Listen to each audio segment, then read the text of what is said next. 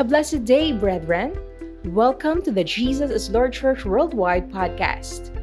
Thank you for joining us as we meditate on God's message to us through the Sunday preachings from Jesus the Healer episodes. With open heart, mind, and spirit, let us pray that God would speak to us today. And ang aking maiksing mensahe po na inilagay ng Holy Spirit sa puso ko ay pinamagatan ko pong Understanding Spiritual Hunger. Understanding Spiritual Hunger, ang subtitle ko po Ways to Cultivate Godly Appetite. So with that in mind, ay pahintulutan niyo po akong basahin ang mga piling talata na inilagay ng Panginoon sa aking puso.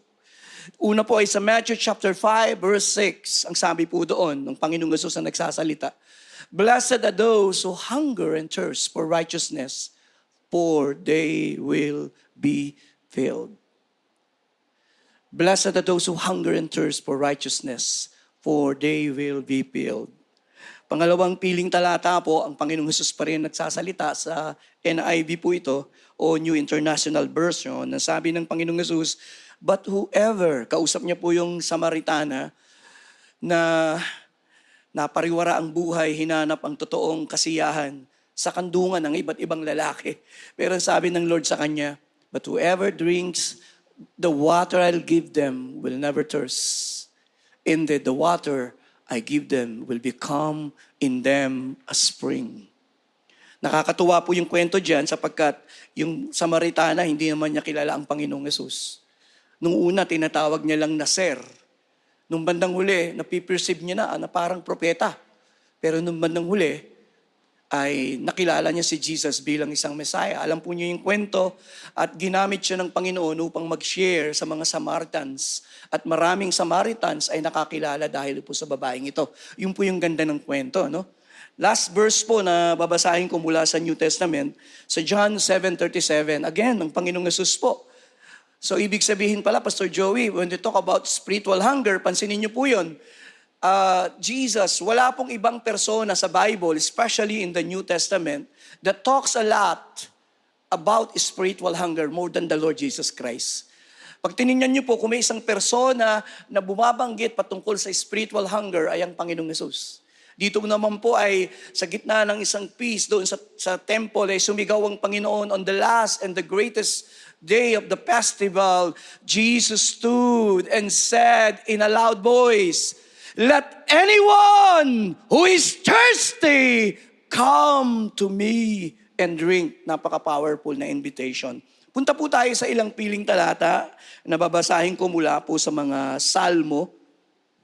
Sapagkat ang isa pong paulit-ulit na tema sa Psalms ay yung pong kauhawan sa Diyos. And to support my point, hayaan yung basahin ko po yung mga talata.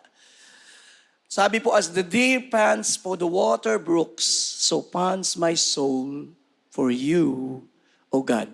Sa Tagalog, kung paanong nauuhaw ang isang usa sa batisan, ganun nauuhaw ang aking kaluluwa sa iyo, O Diyos. Psalm 63, ang nagsasalita po rito ay si David. Sabi ni David, sa Psalm 63, "My flesh longs for you in a dry and a thirsty land where there is no water." Another verse na si David ang nagsasalita, sabi ni David, "You're all I want in heaven. You're all I want on earth. I desire no one but you." Ang Diyos po ang magpapala ng kanyang buhay at banal na salita na ating bubulayin. As I have said, mapapansin niyo po siguro na ang mga talatang binanggit ni Pastor Joey, it's about spiritual hunger. Ang binabanggit na hunger ay hindi po kauhawan sa tubig. Alam natin yung mauhaw sa tubig. Pag tayo po yung nauhaw sa tubig, lalagok tayo ng tubig. Pero dito po sa talatang ito, ang mga talatang ito po ay hindi physical hunger. Hindi po ito physical thirst. Ito po ay mga talata na ang binabanggit pong ito ay spiritual hunger. Mapapansin po natin, balikan natin yung Matthew 5 verse 6. Yung po'y hunger for spiritual things. "Blessed are those who hunger and thirst for righteousness." Sa banal na kasulatan, iba't iba po ang kauhawan. May hunger sa presence ng Diyos, may hunger sa salita ng Diyos, iba-iba po yun. Pero yung kanina, yung Psalm 63, yung hunger na binabanggit po doon, Psalms 42, Psalms 63, Psalm 73, yung hunger na binabanggit doon ay diretsong hunger sa Diyos. Hunger for God. Pansinin niyo po, ang sabi po nung salmista, kaya naging popular yung awit na to, kinakanta natin nung dekada 80, as the deer panted for the water, so my soul longeth after thee. Pamosong awit eh. You alone are my heart's desire, and I long to worship you. So makikita po natin, dito sa Psalm 63, sinong object ng hunger? God. Kaya sabi po, so pants my soul for you, O God. Pahintulutan niyo po akong ilidang ko sandali yung mga talatang ito. Ang sabi sa Psalm 63, my flesh longs for you in a dry and thirsty land where there is no water. Again, who is the object? The object of the hunger ay God. Kaya spiritual hunger po eh. Again, sabi ni David, you're all I want in heaven. You're all I want on earth. Grabe po. Pansinin niyo po. Grabe. Dumating po ang pagkakataon sa buhay ni David, iisa na lang ang kanyang nilulunggati.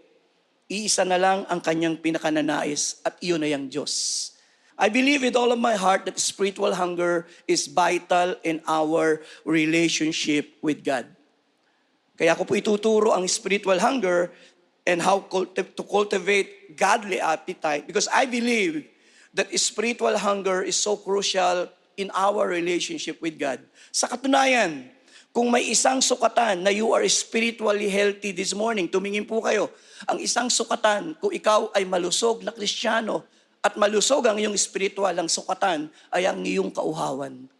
Kung may kauhawan ka sa Diyos ngayon, may hunger ka sa Kanyang message, sa Kanyang presensya, sa Kanyang mga salita, ibig sabihin, you are healthy. Pero kung yung binanggit kong hunger ay wala ka ngayong umaga, ay naku, malaki po ang problema mo. Sapagkat ang isang Kristiyano na sinasabing may relasyon sa Diyos, nasa kanya yung spiritual hunger. Meron siyang kauhawang makinig ng salita ng Diyos, mag-aral, may kauhawan siya sa presensya ng Diyos, may kauhawan siya na hanapin ang Panginoon. And I also believe, bakit po ito gusto kong i-share, hindi lang ito vital sa relasyon natin. Imposibleng ang isang Kristiyano ay makaranas ng paglagong spiritual nang wala po siyang hunger. Doon po sa 1 Peter chapter 2, verse 2, like newborn babies. Ganda po ng salin. Crave pure spiritual milk. Why? So that by it you may grow. Because ang nature ng Diyos, He is a rewarder of them that diligently seek Him. Sa ibang salin, He is a rewarder of them na may hunger sa Kanya. Ang nature po ng Diyos, mahirap ipaliwanag, karamihan ng mga tumanggap ng himala sa Bible, yung mga taong hinahabol-habol siya, passionate.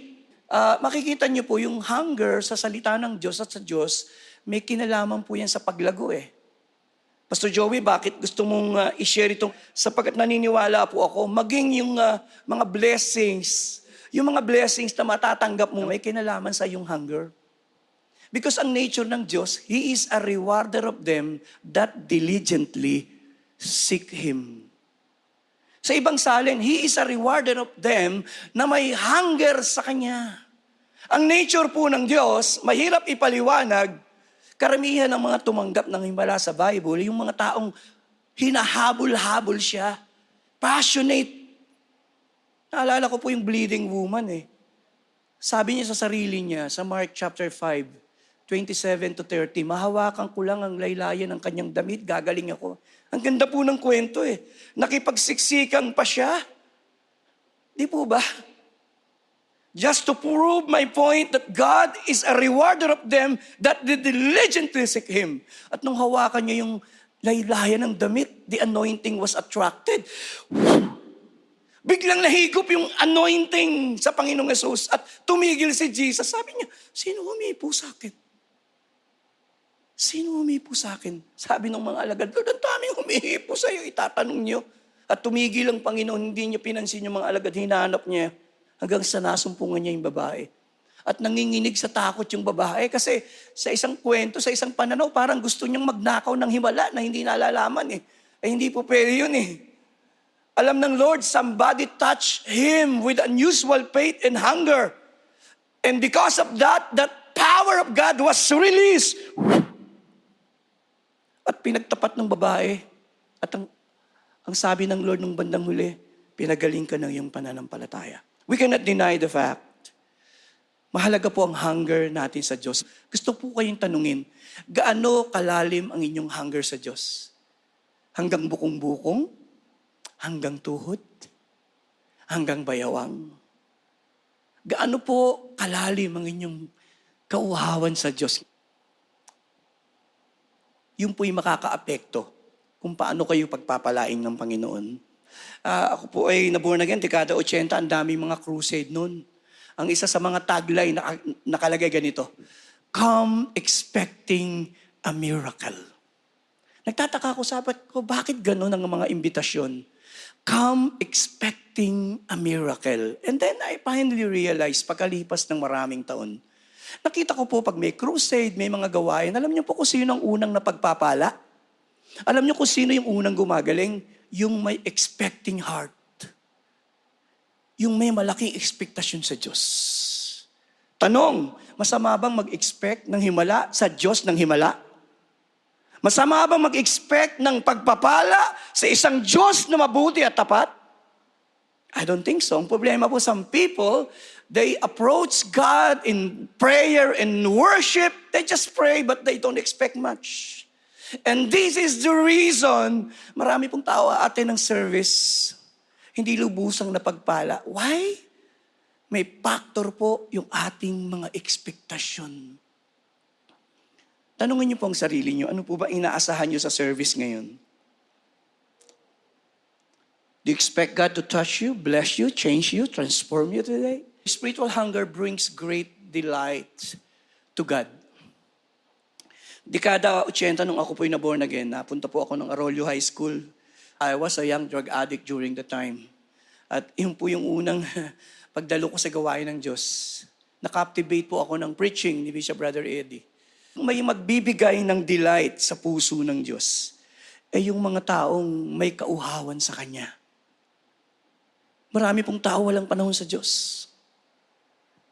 Hindi nga kilala ang Diyos eh.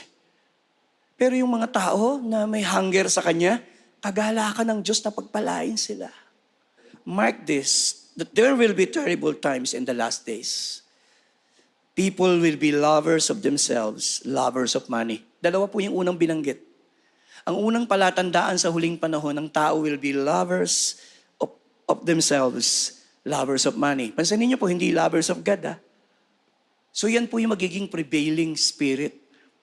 Lalampasan ko po yung ibang talata. Pupunta po sa talatang 4. Tutumbukin ko po. Ang sabi, treacherous, rash, conceited. Ito po, another, dalawang bagay binanggit. Lovers of pleasure rather than lovers of God. Bakit hindi po matutuwa ang Diyos sa mga taong may kauhawan sa Kanya na siya ang hinahanap?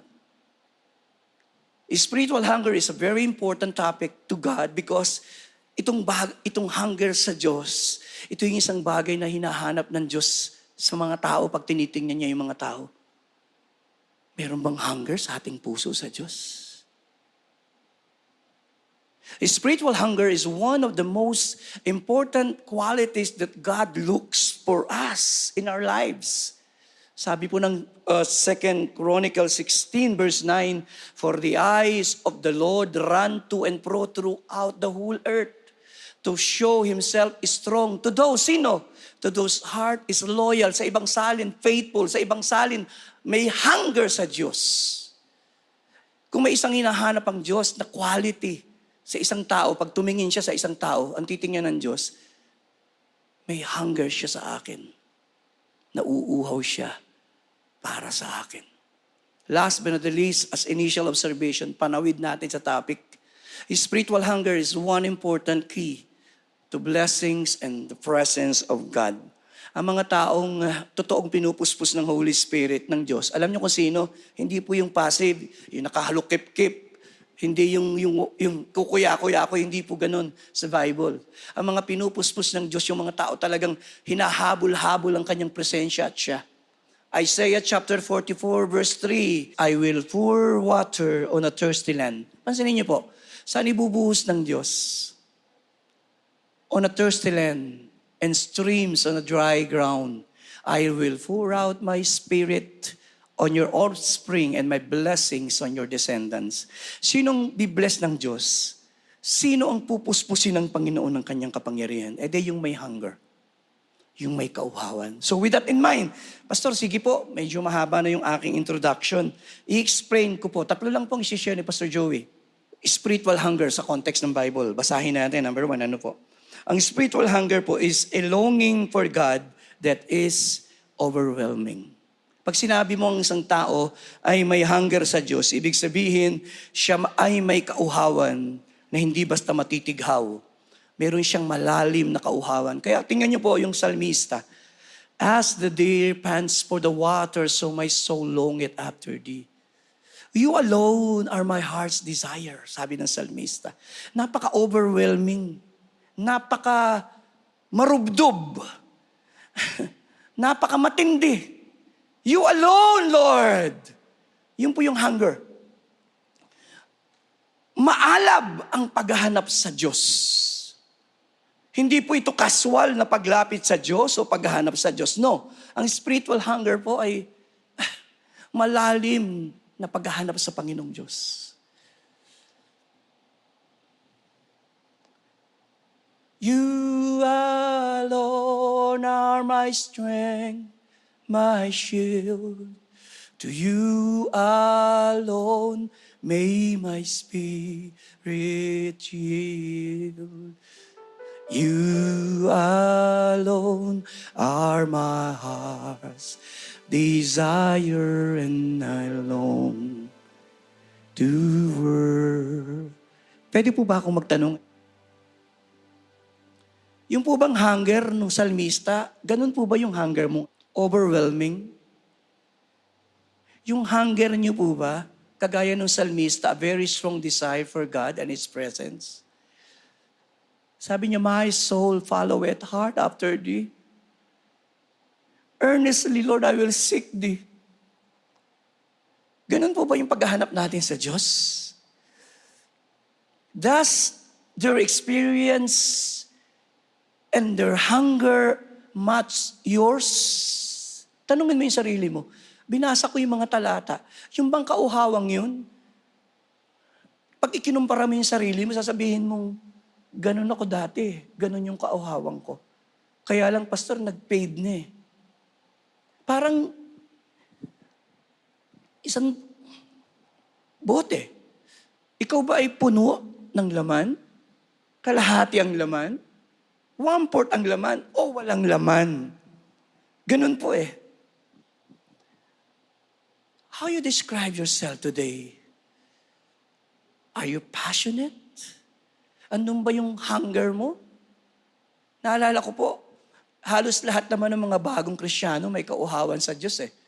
Pag nakakilala sa Panginoon, nandiyon yung hunger nila. Kaya madaling araw pa, maaga pa, gigising niya, nahanapin lang ang Diyos. A longing that is overwhelming, a strong desire for God and His presence. Hindi po ito passive na hunger. Kaya pag binabasa mo nyo yung sa King James, my soul followeth. Ang ibig sabihin po yun, continuous, present continuous. Pag may mga TH po, present continuous, isang karanasan na hindi lang ngayon. Ito yung karanasan na nagpapatuloy na nandun sa iyong puso. At alam niyo po, being a Christian and a pastor for many years, almost 40 years na po akong pastor, ang pinakamahirap na gawin ay panatiliin yung alab mo sa pagmamahal sa Diyos. Kaya ang tanong ko, yung bang hunger nung yung hunger ba nung salmista, ganun ba yung hunger mo? O ang sagot mo dati, pastor, yun, ganun yung hunger ko? nag-fade na yung hunger ko eh. Bibilisan ko na po para hindi mabagal. Definition and explanation. Ito po spiritual hunger is manifested. Ito po yung manifested. It is manifested by our openness to the Holy Spirit. Naalala ko po habang binubulay ko po ito at nananalangin ako, naalala ko po yung kwento sa Acts chapter 10 na napakita yung angel kay Cornelio at sinabi, pasundo si Peter. So pinasundo niya. At habang hindi dumadating si Peter, ginather niya lahat ng mga tao sa kanyang tahanan. At nang dumating si Peter, lumuhod pa nga siya. Sabi niya ni Peter, wag. Kagaya mo rin ako. At sinabi niya yung kwento. At ang sabi po nung kwento, ang sabi ng salita ng Diyos, sinabi niya. At nag-preach na po si Peter. At ang mga tao po may hunger. Alam niyo po ang nangyari? Acts chapter 10, verse 44. Ano po nangyari? Habang nagpipreach po si Peter, may nangyari po nakakaiba. Because of the hunger of the people, because ang kanilang puso ay may kauhawan, sabi po, whilst Peter was still speaking these words, nagpipreach pa po siya. The Holy Spirit came on all who heard the message. Pastor, anong spiritual hunger? Ito po yung larawan ng spiritual hunger. Sa isang taong busog, kahit ano ialok mo, iiling lang. Pero sa isang taong may kagutuman, kahit ano ipakain mo, sabi niya, ang sarap nito. Saan po nagkaroon ng pagkakaiba? The hunger. Ang hunger po, powerful eh. Ang hunger niya, pag nagugutom kayo, dalawa lang ang pupuntahan mo. I-attrakan niyan sa refrigerator o titingnan mo kung ano yung ulam. Hunger is so powerful. And I pray today, as you listen to me, ang dalangin ko po ay bubungkalin ng Diyos ng inyong kauhawan. Kung napabayaan mo yung puso mo at tumigas at nawala ang kauhawan o kagutuman, ang panalangin ko ngayon, ibabalik ng Diyos ang hunger sa iyong puso as you listen to the Word of God. Pang-apat at pang-lima, mabilis na lang po, is a desire that attracts and releases the heavenly fullness to overflow into your life. Balikan natin kanina yung Acts 10:44. Bakit biglang bumuhos ang Holy Spirit? Sapagkat yung hunger ng mga tao, na-attract ang presensya ng Diyos eh. Wala pong nakaka-attract sa Diyos higit sa mga taong may kauhawan. Kaya sabi ng Panginoon, blessed are those who hunger and thirst for righteousness, for they shall be filled. Pag may hunger ka, na-attract mo ang presensya ng Diyos eh. Because meron kang unusual hunger sa Diyos. The heavenly fullness. Kaya po yung mga nakikinig kay Peter, nagulat si Peter eh. Sabi ni Peter, please, balikan po natin yung Acts 10:44 bago po ako umalis. And 45, si Peter mismo nagulat. Tingnan po natin yung 45. Ano sabi ng salita ng Diyos? Mga uncircumcised yan, mga Gentiles yan eh. During the time, ang Holy Spirit bumababa pa lang sa mga Jewish na na-convert. But this time, bumaba ang Holy Spirit sa mga Gentiles. Kaya nagulat si Peter. Sabi ni Peter, the gift of the Holy Spirit had been poured out even on Gentiles. First time nakita ni Peter, what is my point? Hindi namimili ang Diyos ang tao. Ang hinahanap ng Panginoon ay yung mga taong totoong may kauhawan sa Kanya. Last but not the least, when we talk about spiritual hunger is an active state of the soul. Pagkasabi po, active state of the soul. Yan po yung active na, sabi ko nga, hindi ito passive na wala kang gagawin eh. Tabang sinusulat kito, nagpipray ako, naalala ko po si Elisha eh. Naglingkod siya kay Elijah ng sabi ng iba, 13 to 15 years. Tagahugas lang siya ng kamay ng propeta. And you know, while watching Elijah perform miracles, the hunger for miracles and for the anointing was attracted. It was deepened. Nakikita niya kasi bumubuhay ng pata si Elijah eh. Nakikita niya, tumatawid sa ilog. Ihampas lang yung balabal. Nakita niya, bumabagsak ang apoy pag nananalangin. Nung makita niya yung mga malang yun, doon siya nauwaw. At ang sabi niya, gusto ko rin ng anointing na yan. At nung alam niya nang kukuhanin ng Lord si Elijah, hindi siya humihiwalay kay Elijah. Sabi ni Elijah, maiwanan ka na dyan. Sabi niya, hindi. Kung saan ka pupunta, pupunta ako. Hanggang sa 2 Kings 2 verse 9, tinanong siya, ano ba talaga gusto mo? Wow! Alam na alam ni Elisha ang kinauuhawan niya. Elijah asked him, what do you want? Ano ba talaga gusto mo? Ang sabi ni Elisha, I want the double portion of your anointing. 2 Kings 2 verse 9, very specific. Alam niyo po yung nauuhaw, alam niya yung kinauuhawan niya, tingnan po ako. Alam ko yung kinagugutuman ko eh. Kung ano yung gusto mo eh, di ba? Hindi mo sabing nagugutom ako, ang tanong saan? Nauuhaw ako, ang tanong saan? At ang sabi ni Elisha, I want the double portion of your anointing. What happened next? Yung ano, sabi niya, mahirap yung hinihiling mo, pero pag nakita mo ako na kinukuha ko, papasayo yun eh. Nakita niya, biglang dumating yung ipo-ipo at dinaling sa langit. Nahulog yung balabal. Anong ginawa ni Elijah? Tinampot niya yung balabal. Binalumbon niya at sabi niya, where is the God of Elijah? Inihampas niya. Nahati din yung ilog. Sabi ng ibang propeta, nasa kanya ang anointing ng Diyos. What is my point? Pwede po ba kayong tumingin, mga kasama ko sa pagsamba?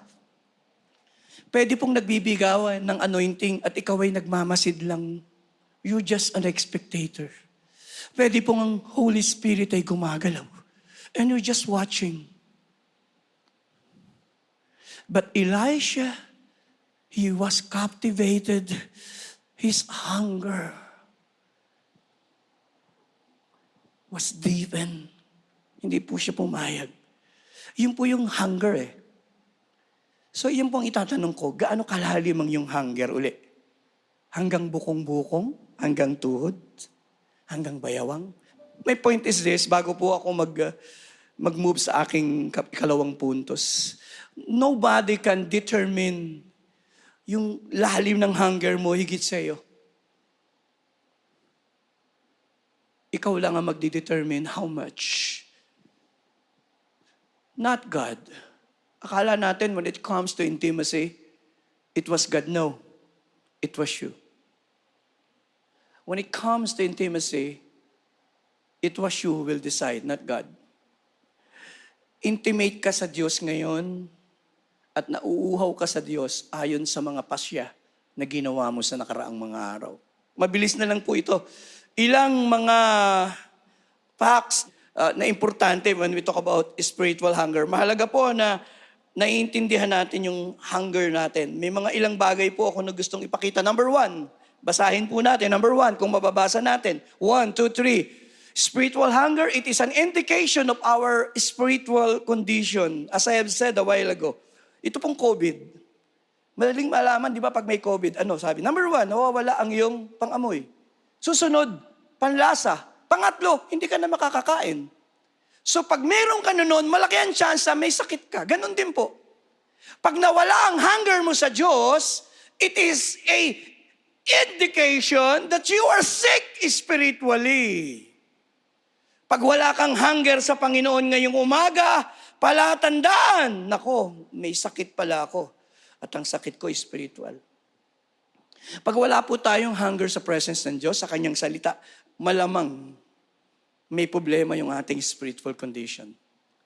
Number 2, it must be guarded, it must be cultivated. Ang hunger sa Diyos dapat bantayan, dapat bungkalin. It must be guarded.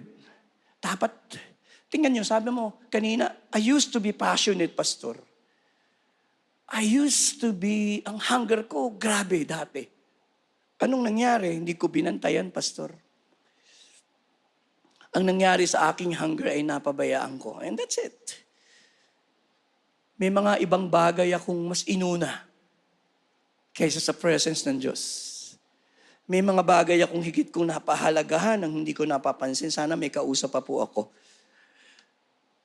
It must be guarded. Kung kayo'y mag-asawa, Alam ko po ito kasi 33 taon na kami mag-asawa eh. Hindi ngayon in love ka, kinasal kayo ngayon, sa susunod na 10 taon, in love ka pa rin. That is wrong. Halaman man, pag hindi mo dinilig, natutuyo.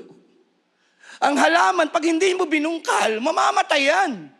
Ganon din sa relasyon sa Diyos.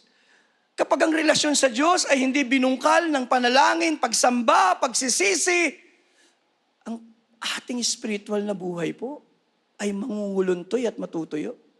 May mga halaman po yung asawa ko sa aming bahay. Pag hindi niya nadiligan, ako ilang araw lang makikita mo, tuyo. Ang ating hunger sa Diyos, pag hindi nadiligan, yan po yung matutuyo. When you talk about spiritual hunger, Pastor Joey, it is a gift. Gift po yan. It is a gift from God. Ano pong ibig niyo sabihin? Pag sinabi pong gift, you cannot work. Hunger is not something you can manufacture by yourself. Ang hunger po ay inilalagay ng Lord sa puso natin. Kaya dapat ingatan eh. Yung panahong naharamdaman mo yung hunger mo na sumamba manalangin, nandyan, treasure that moment. Even the anointing eh. Pag inilagay ng Diyos, nauso dati yung teaching niya, treasure the anointing. Hindi automatic na you'll be anointed 24 hours. You need to treasure the gift.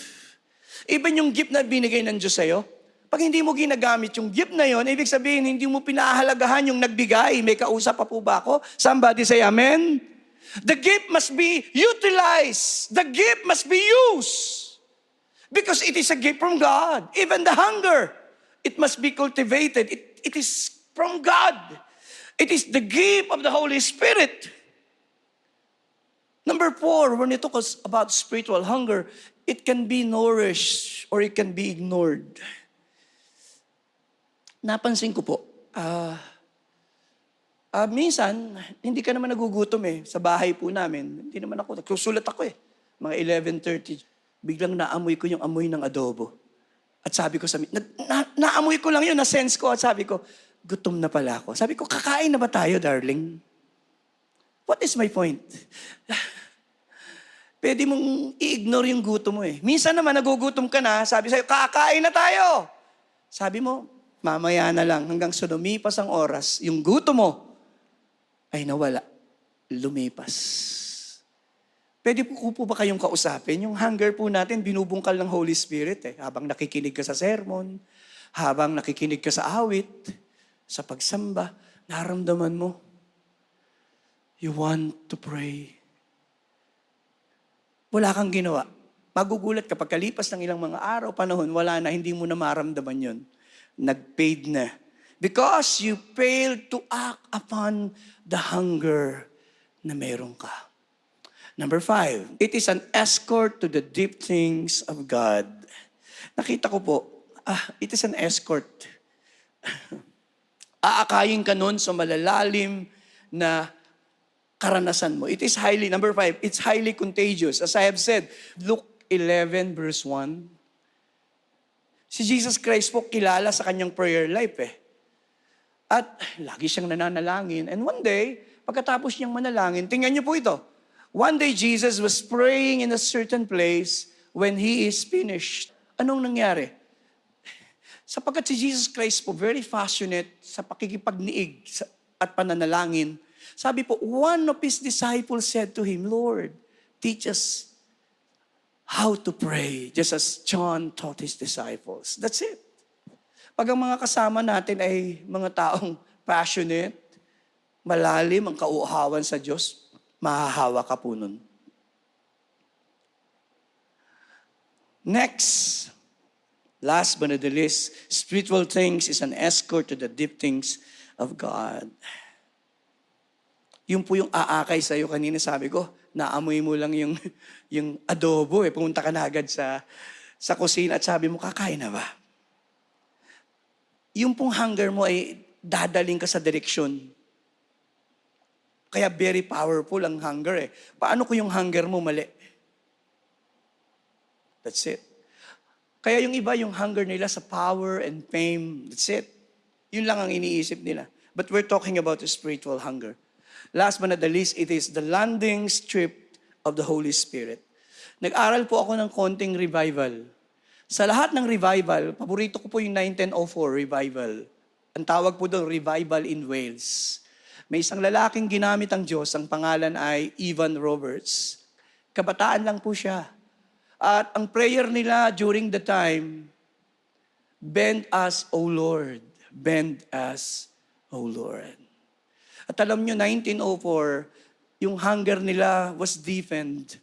At ang lugar na yun po, sa lugar ng Wales, doon bumaba ang Holy Spirit. Why? Sapagkat ang mga taong nandun ay may hunger sa presensya ng Diyos. The Holy Spirit responds to our desire for Him and for His power. As I close, 5 more minutes, paano natin bubungkalin ang ating kauhawan sa Diyos? Yun yung tanong natin kanina. Pastor Joey, ways to cultivate our appetite or our godly appetite. Magbigay po ako ng 5. Mabilis na lang po ito. Please bear with me as I close. Number 1, pray for it. Ipanalangin mo. Seek God to awaken a new hunger for Him. Ang tawag ko po dito ay the principle of asking. Kung gusto po ninyong makultivate, ma-deepen yung hunger sa Lord, magsimula po kayo sa pananalangin. Hingin niyo sa Panginoon, Lord, ibalik mo sa akin yung hunger that I used to be, that I used to have, Lord. Si Moses, in-express niya yung hunger niya, sabi na, show me now your glory, Lord. And the result was so powerful. But napansin ko po, ang spiritual hunger ay nagsisimula dun sa spiritual discontent. Parang ang feeling mo something is wrong. Hindi ka satisfied. You want something, nasisent mo something is missing sa iyong spiritual walk with God. Today, kung ang pakiramdam niyo po ay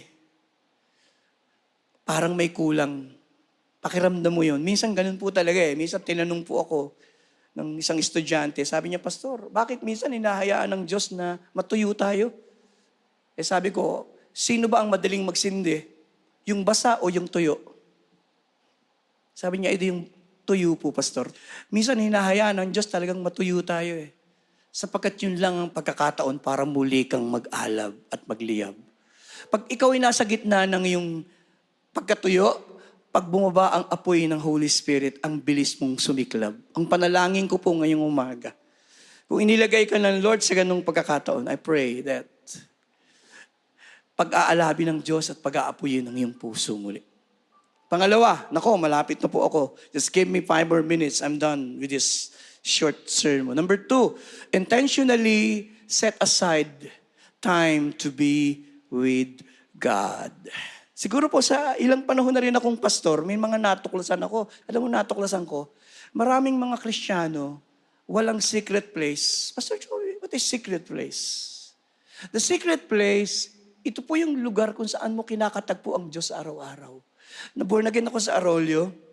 Ang pinaka-importanting teaching na natutuhan ko doon, alam niyo kung ano po? Quiet time. Maglalaan ka ng oras na hanapin mong Diyos. Maging ang Panginoong Jesus mababasa natin, Mark 1:35. Very early in the morning while it was still dark, Jesus got up, left the house, and went off to a solitary place where He prayed. Another verse, just to prove my point. Luke chapter 5, verse 16. Ano pong makikita natin? But Jesus often withdrew to lonely places and prayed.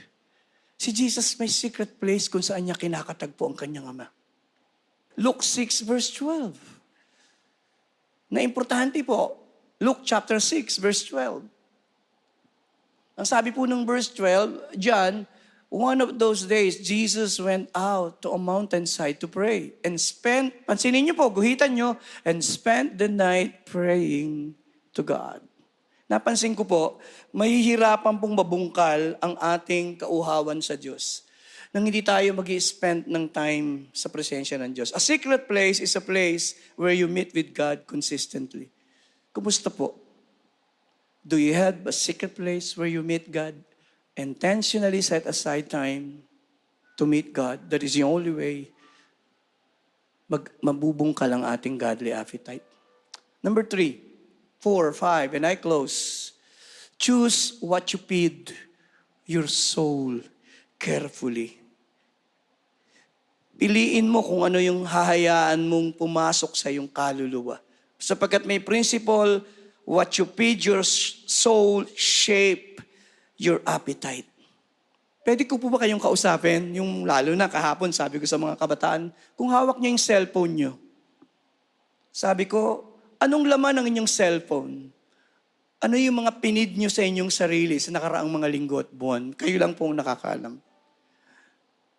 Whether you like it or not, kung ano po yung ipipid natin sa ating sarili, ay makakahubog at makakaapekto sa atin. Kaya ang the best lang po na ipid natin, the Word of God. Kaya sabi ng Panginoon, man shall not live by bread alone, but every word that proceeded out of the mouth of God. How to feed your soul? By reading, by listening, by meditating, by memorizing the Word of God. Ulitin ko po, by reading, by listening, by memorizing, and meditating on the Word of God. You feed your soul. Pang-apat at panghuli, and let me close, starve competing appetites. Gutumin po natin yung mga competing appetites. Whether we like it or not, may mga desire tayo kahit Kristiyano, mali pa rin. Kailangan gutumin natin yun dahil may principle, yung gugutumin mo, pag hindi mo pinakain yan, mamamatay na natural po yan eh. You need to starve. Last but not the least, isa sa paraan to cultivate our godly appetite. As I close, seek the infilling of the Holy Spirit again and again. Isik natin yung mapuspos ng Banal na Espiritu. The more na napupuspos po tayo ng Holy Spirit, humihina yung ating desire sa bagay ng mundo. The more na pinipid natin ang ating sarili ng mga bagay ng mundo, the more na humihina ang desire natin sa Diyos.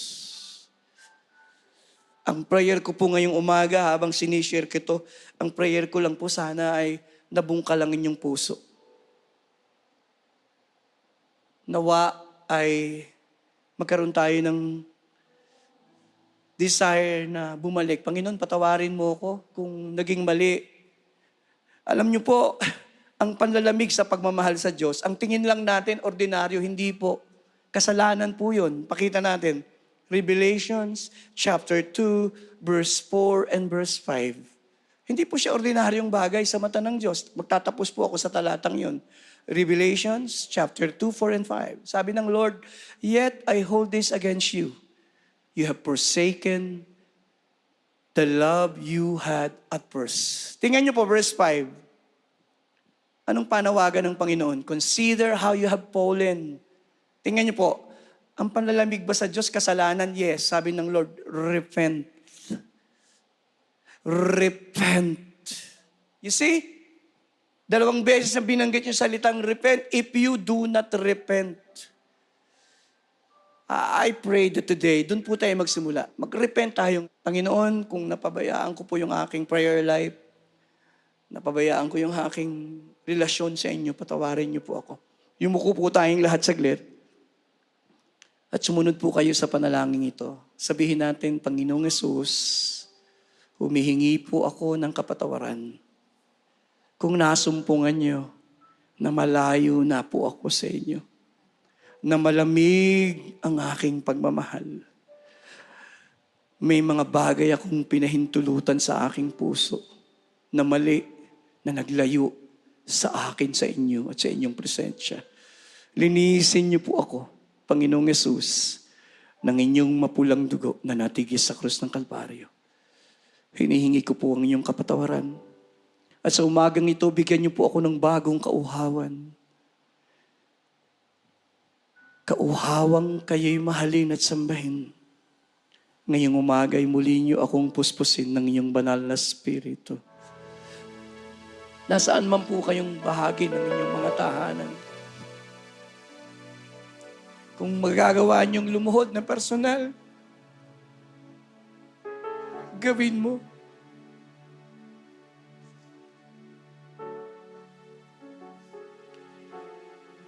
Oh, thank you, Lord Holy Spirit. Muli kaming nagpapakumbaba. Kailangan ka po namin. Deepen our hunger for you, Lord God. Amang Diyos, sa lahat ng nagkaroon ng bahagi sa panambahang ito, itanim mo ng malalim at iukit sa puso ng bawat isa ang inyong salita. Nawa ang kauhawan sa inyo ay muling bumalong at umusbong sa aming mga puso. Father God, I pray to those who are weary, sa mga nanlupaypay at nanghina sa gitna ng pandemya. Muli mo silang palakasing pisikal at espiritual. Sa mga nakadama ng kalungkutan at nag-iisa sa pagkakataong ito, sila'y aabutin niyo. Sila na mga nawala ng mga mahal sa buhay, hayaan niyo po ang inyong pang-comfort ay kanilang maranasan. Sa mga taong puno pa rin ng takot at pangamba, hayaan yung maramdaman nilang kalayaan. Biyayaan niyo sila ng inyong kapayapaan na hindi maaagaw ng sino man. I pray na pagpapalain ng Panginoon ang inyong tinapay at tubig. Iaalis ng Panginoong Diyos ang sakit at karamdaman sa inyong sambahayan. May God grant you favor of God and men even in this season. May God, in the name of the Father, the Son, and the Holy Ghost, grant you an open heaven na ikaw ay mapagpala higit sa iyong mahihiling at ninanais. I pray for the covering of the blood of the cross upon your family. As I claim Psalms 121 verse 8, the Lord will preserve thy coming in and coming out from this time forth and even forevermore. As I claim Psalms 23 verse 6, surely goodness and mercy shall follow you all the days of your life. I speak favor for your family even in this season. Dalangin ko rin po ang inyong wisdom sa bawat desisyon na kanilang gagawin. I pray for the increasing wisdom. And last but not the least, Lord, I pray for an increasing hunger na kanilang mararanasan simula sa araw na ito. Let there be an increasing hunger be released in their family. And I bless you today, your family, your children, bawat ama, bawat asawang babae, bawat anak. I bless you today in the name of the Father, in the name of the Son, in the name of the Holy Spirit. Say amen and receive your blessings. I love you all. God bless. Thank you for listening to the Jesus is Lord Church Worldwide podcast. Please subscribe to this podcast so you won't miss a single episode. To know more about the Jael Ministry, please visit jailworldwide.org. Until next time, God greatly bless you.